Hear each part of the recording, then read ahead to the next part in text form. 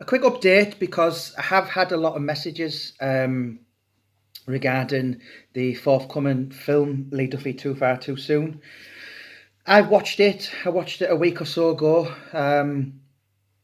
Really blown away by the professional level. The film's 1 hour 40 minutes, and it's all actually filmed. I mean, it doesn't make any sense to me, but it's filmed in all 4K. And I asked what that was, and the film directors have said it's basically the kind of, like television level. I watched it.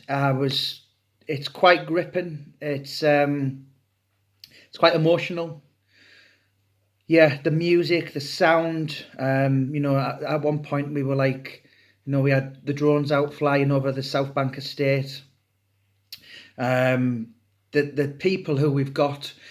Paul Sykes did make me laugh actually, because obviously we had one guy who's a Cat A prisoner, so that he's double he's double Cat A.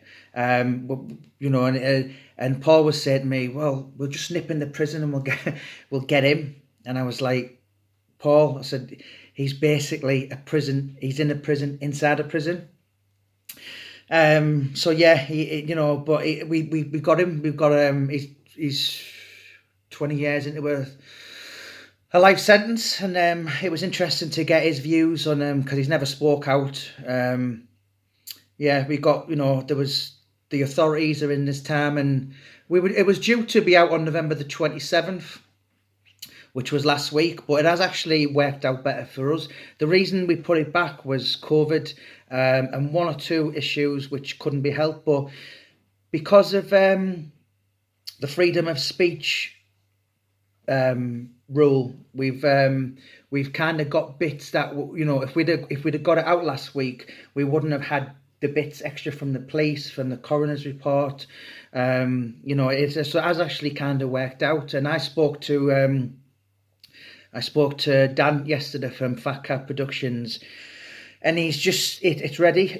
We've just got to the tying up a few legal issues. Obviously, a film of that magnitude, which in my opinion, it was quite emotional, and I didn't know Lee, but the music kind of grips you, and it is ultimately a sad story, but yeah, a film as big as that. I mean, how far will it go? I don't know. Time will tell. It's not for me to say, but yeah, we're certainly going to be pitching it to things like the Sundance Festival, is it? Rain Dance. I don't know. All these kind of things, which I'm going to leave that to Fat Cat Productions, but it has really, really been a thorough job, extremely professional. The archives, the sat through,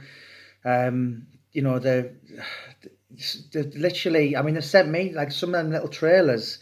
Have took literally a day to do. So the guys, I've got to give a huge credit to Paul Sykes and Dan Walker, because they're the guys who made the magic happen. Yes, I was a consultant, if you like, and I suppose the documentary is based on, I'm no expert on his life, Lee, but I'm quite aware of his life in stages. So yes, all the interesting bits are the most. All his legacy, in my opinion, was built in the last 16 months of his life, where some have said he went on Middlesbrough and kicked the shit out of everyone and then died. But we couldn't just do a film on the end of his life. It had to be basically, from his young childhood, being bullied, school years. So yeah, we've built this picture up, if you like, and the lads Paul and Dan have just produced this film, which I think is just an absolute masterpiece. It's much better than anything I'd have hoped to have been involved with. And I think when you view it yourself, you'll just be like, wow, it is quite emotional. it's all the licensed music this time, and it's he's done his bits, and it's the way they put it together is just absolutely magical. And it's been hard at times. It's been, I've had a question, and even them as well. They've questioned, hang on a minute, we're only filmmakers here. We're not out to, all we are is just family men who make films. And, it has been hard at times with certain issues, but we've managed to get through it all. And huge credit to them. And we're hopefully going to be going on to doing other things now. Roy Shaw, the film next year with the Shaw family. But yeah, just letting you know, guys, that it's, I'm getting a lot of questions every single day. Excuse me. On Twitter and on Instagram, and a lot of people I know you were all looking forward to it on November the 27th. But yeah, if anything, it's only worked better in our favour. So we're just literally putting the finishing ties to it, and I know personally, it's it's been very costly. Fat Cat have actually put a lot of money into it themselves, as in the thousands. I think maybe even double figures.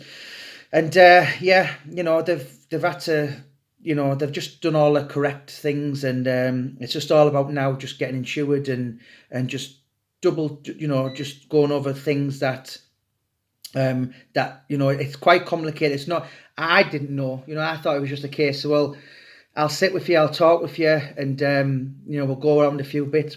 I'll show you the people you need to speak to, and we'll do it. And he's like, in my head it was that simple, but obviously, there's certain issues, there's legal issues that could, so you have to kind of cover your tracks, shall we say, and make sure you have permission for all certain kind of things. Yeah, I know you'd be really impressed, and it's not by any means any kind of, there's a lot of people when his name's, which has been mentioned in the papers a lot of times now, a lot of times it gets people's back up. Why are people bringing his name up? He's been dead 30 years almost. He was a bad guy, if you like, when it's not, yes, all that as well was taken into account, but you can learn, there's it's a story, and regardless of whether people like me or like the people, with this film or not, it's embedded in Teesside folklore. And the facts are, I mean, I spoke to a guy the other day on Paul Venice's book, a guy who did the forward, a very, very well-known name in South Bank, and what he said just made sense, and you'll get to read it. It's a very South Bank story, which is it's Paul Venice's book on growing up hearing these kind of mythical folklore Robin Hood stories, if you like, of this guy who, although he wasn't here, it's almost like he was, because everyone on the streets of South Bank, they talk about him. And that all made sense to me, because I'm not from South Bank. I grew up 3 miles away from the place, so yeah, it made sense. And just the film basically, yeah, I think it just basically ticks every box, and I think it's gonna, in my opinion, it's gonna be huge. And yeah, it really there's been so much hard work and effort. There's literally been months, maybe 9 months put into this film. Although you might watch it and you think, well, hang on a minute, it was 1 hour 40 minutes. It's literally took about 8 or 9 months easy to film it. So huge credit to Fat Cat Productions. Blown away by their professional end product, which it's, yeah, listen, you'll see it when you watch it. And if I'm talking a load of rubbish, then if you say, oh, it was a load of crap, then I'll take it. I'll take the bullet myself. But I'm very confident that when you watch it, you'll just be like, wow. It is a story. It's not a tall story. It was real life. Although it was nearly 30 years ago, it's not a made up story. It actually happened, and a long time ago in Middlesbrough, it was a real story. Sometimes when you look at this story and you think, wow, how could someone so young who was here for such a short space of time make such an impact. But I think that's why everyone's kind of intrigued with the whole Lee Duffy story, and it's getting further afield now. And I'm convinced in the next, although I'm done with Teesside now, when I'm going away, I've got stuff to do in Liverpool, London, Essex, all this kind of stuff. I really wouldn't be surprised if some, your really big filmmakers. I know Paul Venice is going to be playing Lee in the Sayers film, maybe next year, or whenever COVID goes back to normal, and that's a film on the life and times of the Sayers family, West End crime figures. But I wouldn't be surprised in the next couple of years to see Guy Ritchie or someone come along and do something, because in my opinion the story is just so unique. It's so you can sit here and you go, he was this and he was that and he was bad and all this kind of stuff, or you can look on the other side, and a lot of people who knew him, I've sat and heard every mixed emotion from the people around him, enemies, friends, all this kind. I didn't know him, and I've never ever said I did. I know a lot of people always throw that at me, say, well, how can you write books on a guy you never knew, or you were only 11 when he died? But yeah, it's never been a case. I've never ever said I did. But a guy who brings out so much mixed emotions in such a short space of time, and I think that's why even my other stuff, the Paul Sykes, I get that. But he died at 60. He had literally more than 100% a lead of his life. Obviously, Lee didn't even make 30. And the film is going to happen next year. I spoke to the Western Edge Pictures last week or the week before, and that's going to be, well, huge, I imagine, when it happens. But that's a different, I'm sorry, I'm going back to the film. Yeah, Fat Cat Productions, Paul Suggett and Dan Walker. I know personally at times they've been like, listen, and they've questioned the sanity and thought, do we need this shit kind of thing? But they're bitten down on the gum shield, and credit to them, and they've got through it. And I know I watched it, and I haven't, the unfree people have watched it. But listen, if it's a load of tosh, I'm sure I'll get the critics, and rightly so. But it's not. It's been thoroughly, no stone's been left unturned, and the work effort the guys have just put in. It was easy for me to sit and consult and tell them, and but they've probably sunk many bottles of wine together, and literally spent, like, I'm not even sure how they did it. Maybe substances might have been used, but they've literally, no, it was a joke, that, by the way. But they've literally been working together. Like, I know Paul's been to Dan's house on a Friday, and he's come out on a Sunday night with like a beard and everything, and they've just literally been in the studio and produced something really, really, in my opinion, magical. And it's not a fan club book. It's not a attack a man who's no longer here to defend himself. It's just a story that happened almost 30 years ago, and so many people are interested in it. And I'm really, really convinced that when everyone watches it, they'll just be like, wow. And it's, you've just got to wait and see. So I'll stop rambling on. The film is going to support the Frankie Lee Booth Fund. For people who don't know who he is, Neil Booth's grandson. Basically, he had a son called Sambo Lee Booth. He was named after Lee. Little Frankie, I think he's just gone 8, but most of my books now are going to be supporting. It hasn't been easy for the kid. He was 7. He lost a dad. So God's kind of dealt him a hard blow growing up, and I just want to help. He's an innocent little boy there, believes in Santa Claus.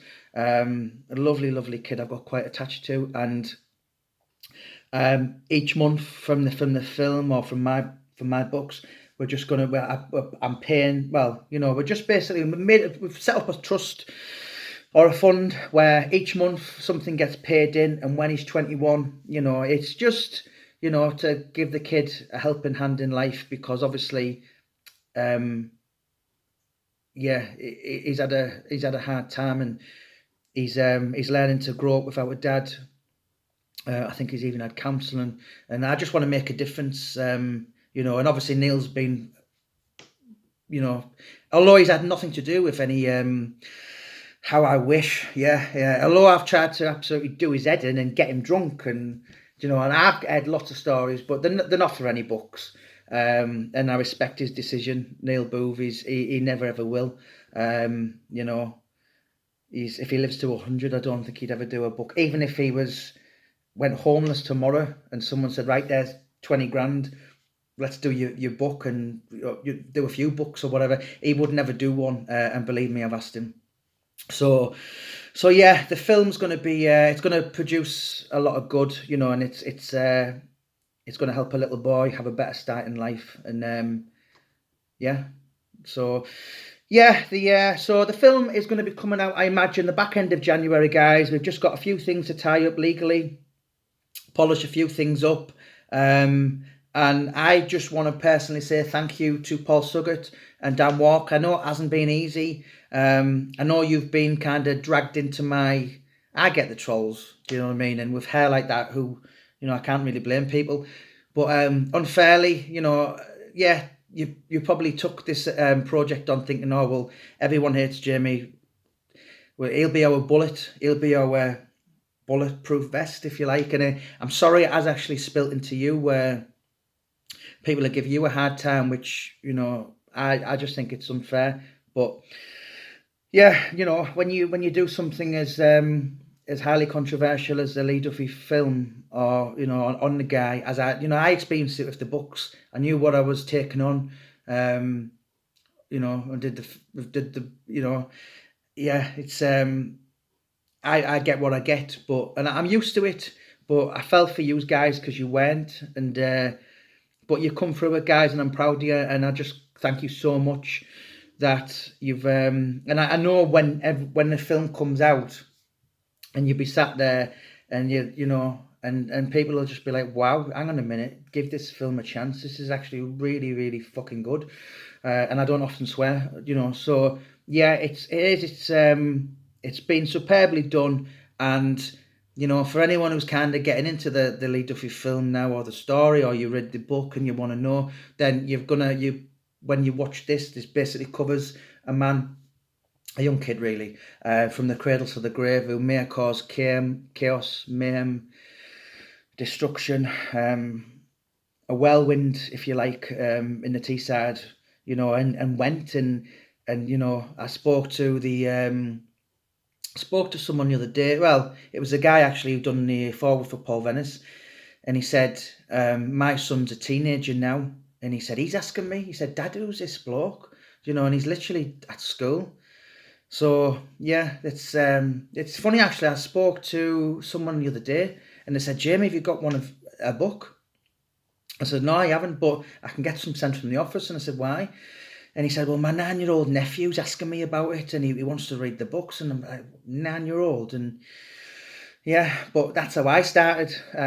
I started getting involved with Jack the Ripper when I was like 10, 11, and 30 years on, here we are now. But listen, I promise you people that this was only meant for 5 minutes, and I just can't. I get in, I lose track, don't I, and I ramble on. But yeah, the film Lee Duffy, Too Far Too Soon by Fat Cat Productions is supremely spectacular. I was lost for words. I actually got a bit emotional, and when I watched it with the lads, I was a bit of a pain in the ass, because they kept pausing it, and I kept stopping it, just thinking, wow, what a film. And I know you'll think that too. Just keep following the page, guys. There's a Lee Duffy page that I don't run now, but my boss does, my wife does. This is obviously for YouTube, and if anyone wants to contact me, you can contact me on Jamie Boyle, author, on Facebook, at Jamie Boyle 10 on Twitter, and Jamie Boyle Books on Instagram. And yeah, listen, just give it a chance. And there's a saying, don't judge a book by its cover. And I'm trying to think of something witty now, but I can't because I'm not that funny. But yeah, I'm just basically saying, listen, you might have, you might be against it. You might not give it a chance. You might have, heard things through the grapevine, but just watch the film for 1 hour, 40 minutes, and then make up your own mind. But I'm incredibly positive that you'll be blown away because I was. And when I seen it all together, when I seen it unravel in 1 hour 40 minutes, I was just like, wow, if that doesn't win something, I'll be blown away. But yeah, Lee Duffy, Too Far Too Soon by Fat Cat Productions is coming out in back end of January 2021. Thank you so much, guys. Don't forget to click and subscribe to the page. God bless.